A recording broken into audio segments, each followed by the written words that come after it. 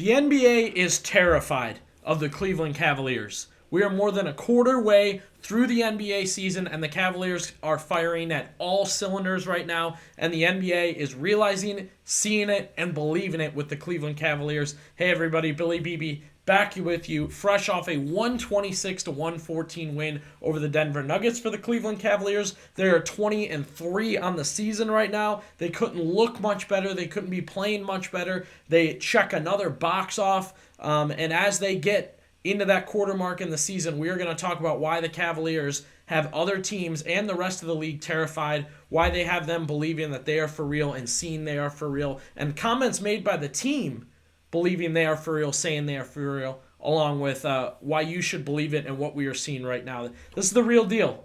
An athletic article this morning from Jason Lloyd, the dream season continues for the Cavaliers, and it's a straight shot, meaning this is not, they're going to hit some bump, they're going to go zigzag up and down. They are on a trajectory. They have proven that, and they will continue that.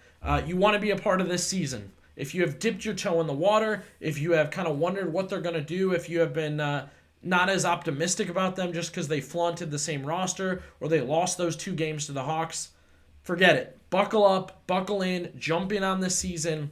Subscribe to this channel. We are talking trades. We are talking game reactions. We are talking all possibilities with this team going forward around the league and what other teams are looking like. Now's the time to jump in on Cavs Digest. And, of course, get in on the discussions, the commentary. Jump in the comments. We had a lot of people talk Kyle Kuzma for Karis LeVert and other possible trades with the Cavaliers, so we were excited to do that. The Cavaliers, they're for real. They proved it once again against the Denver Nuggets with a 126-114 win. We're going to start with one major stat. They knocked down 22 threes. 22 threes. They shot the lights out.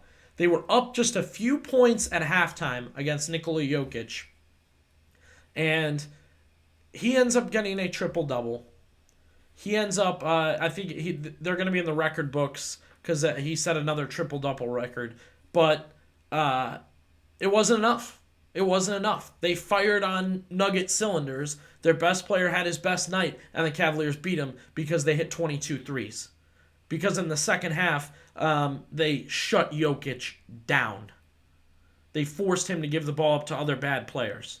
And the Nuggets, by the way, they look bad outside of Nikola Jokic right now. But the Cavaliers take down the 2023 champions, 2022-2023 season, but take them down on another box to kind of check. And as I said, it looked like another one of those Nugget nights, right? Jokic is cooking, Cavaliers look a little gassed, and then the Cavs turned it on. Their offense was unbelievable. 22 threes. They looked unstoppable. The Nuggets were clearly stressed out by the Cavs. They clearly did not want to deal with the Cavs. And people are just starting to notice around the league, this team can do it long term. We got those comments from Draymond Green. We got some comments from the TNT guys that we have discussed. But this is the quarter mark in the season. We've hit the quarter mark in the season. Staying with the Nuggets game for a second, along with the offense just cooking. The big man duo was terrific. They shut Jokic down. They moved the offense well. They created the opportunity for the Cavaliers to kind of get in there and dominate. And then this was the big one. 4 scores with 20-plus points, 20 or more points. Mobley had another good night. He had 20. Right after I mentioned Karis LeVert is off this season, he has just an electric night shooting off the bench. And then the Mitchell Garland combo continues to just kind of flash itself every few games when it's needed, right? I don't think it needs to be there every night. You can let me know in the comments if you think that should be how they lean, but I think it's certainly shown it's going to show up at the right times, and last night was one of them. The big men had to dedicate to defense. They were spending a lot of time on defense and moving the ball. Garland, Mitchell stepping up, Karis LeVert stepping up. 4 scores with 20 or more points. That's the first time in Cavs history. Absolutely incredible. And those guys, they were part of the knocking down of threes and playing really, really well. So, TheRinger.com, Kurt Goldsberry, who's all stats, all efficiency in the NBA. We looked at one of his charts earlier in the year. We're a quarter of the way through, so here's the efficiency. Cavs have stayed exactly where they've been all season long. Really good offense. Their defense has dipped just a little bit. I believe when we last checked, they were 5, so to be at 11, it's kind of why you've dropped a little bit. But to have, still really a top 10 defense and a top 3 offense. They've been exactly about where they've been all season long. A lot of people have expected this team to fall off at this point in time, and that's not what's happened. They refuse to fall off. They refuse to show any sort of pull away from what they're doing. They had those 2 games versus the Hawks. Yes, those 2 back-to-back games against the same team heading into Thanksgiving weren't exactly easy steering for the Cavs. With injuries, may I add. They were missing Dean Wade at that point in time, and amongst other guys, which continues to be annoying. Not sure what's up with Max Strus, and I also saw an Imani Bates mention the other day. Not interested.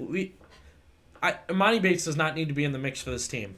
We can talk about that later. And Max Strus, again, how many times have I said on this channel, you guys are probably sick of it, we knew it'd be longer, we knew it'd be longer, we knew it'd be longer. That's exactly what it's been. That 6 weeks has all of a sudden turned into 2.5 months for Max Strus. So a quarter of the way through the season, the Cavaliers proving they are for real. The charts are showing it.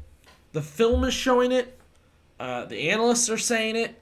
And the one thing that I really, really like is the players are saying it. And the coaches are saying it. As we look at Kenny Atkinson here, starting to be real this deep into the season, you can qualify them as a super excellent shooting team. That is correct. That is what they are right now. They are an excellent shooting team. They are dominating. To go along with this, Kenny Atkinson, obviously saying there, hey, it's time to put us in that echelon with the great teams. Donovan Mitchell also was asked about if they can keep this up, if this is for real for them shooting-wise. And he said, I don't think you'd ask the Celtics that, because we beat them. We've hung with them. We beat them in a playoff game last year. We are above them in the East, and you wouldn't ask them if their shooting is for real, if their players are for real. And that lets me know this team knows something is different. They know the realness of what's going on, and the league should be afraid of that. The league should have concern over that. The things are different, and the more this season trudges on, the Cavaliers are not changing. They've not hit the speed bumps other teams have hit. They have more signature wins. They have more depth. They have more leadership, and they have more opportunities for a trade. So the other day they don't have picks. They have plenty of options to trade. They may not have picks, but they've got solid contracts and solid players to exchange in other ways with other teams. But again, signature wins, dominating performances with offense and with defense. Anytime they need to go superstar mode, we saw it from Donovan Mitchell against Boston. And again, the depth, they've had some injuries and battled through it.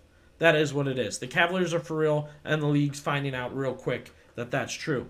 Something to note, we are a quarter away through the season, as I said. More teams are going to be available for trade and kind of lean into a sell category. Wanted to note a couple before we wrap the video up. I think the Bulls are going to be a selling team, so you can start looking at options on that squad. I think the Nets, who had a hot start and really looked good, and I've had some moments definitely better than we thought they'd be. They're going to be a selling team, along with the Utah Jazz, who finally will fold into a selling team. They've needed to do it for about 3 years now. But let me know what you think about the Cavaliers.